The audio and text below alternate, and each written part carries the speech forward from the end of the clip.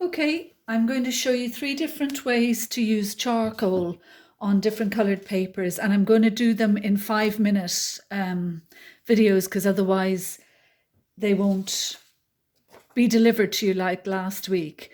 So just using straightforward charcoal on a piece of white paper.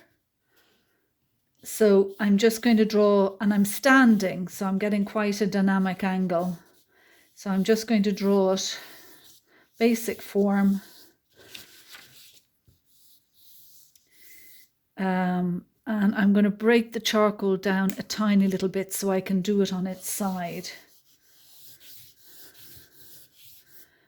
All right, so I'm just pulling out details and establishing the tonal values.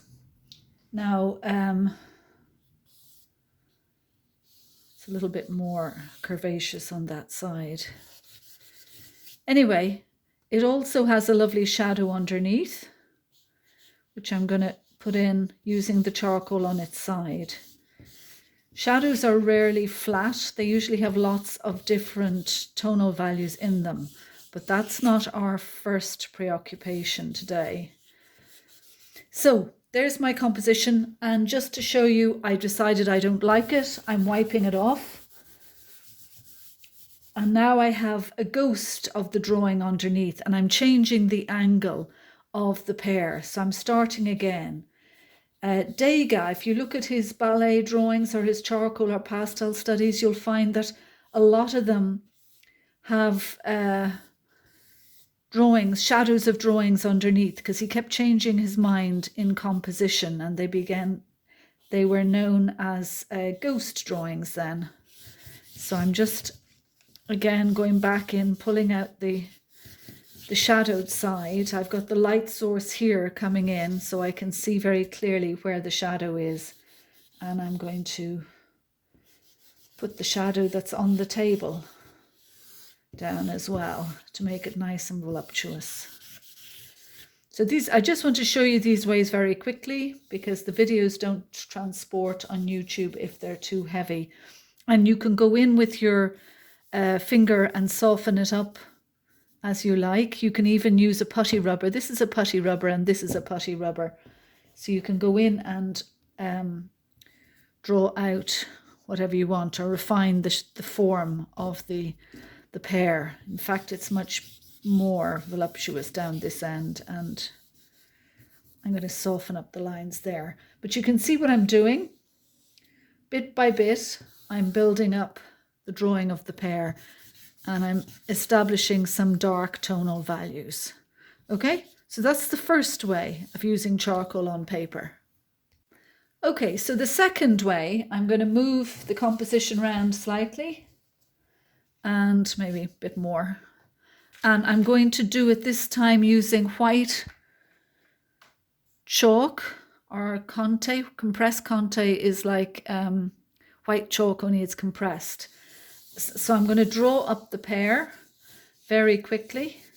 All of these studies, if you do them, can go into your sketchbook. You can just stick in an A5 sketchbook.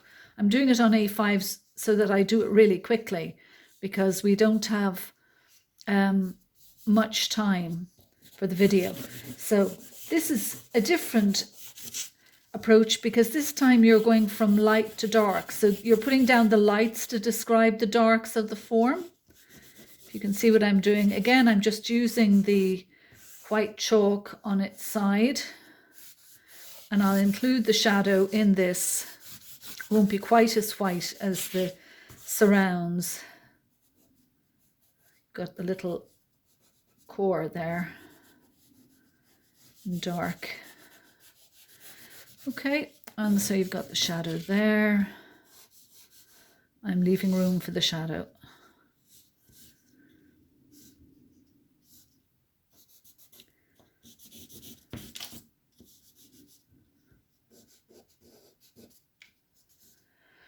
Okay, and I'm just putting down a lighter tone here for the lighter area. This area is actually, the shadow is cast by the pear. And this isn't to do with colour, it's to do with light and dark. So you're only looking at the lighter areas and the darker areas. Yeah, the shadow's a bit darker there. Okay, so you can see the form starts to develop. Now you can go back in with black if you need to pull it out a bit more, maybe strengthen up the shadow in there. There's no hard and fast rule about what you can and can't do, but the thing is just you're trying to describe the form and just keep that in mind.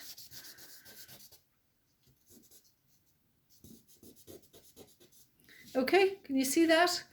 So it's important to try and experiment and do as many different types as approaches as you can. So that's number 2.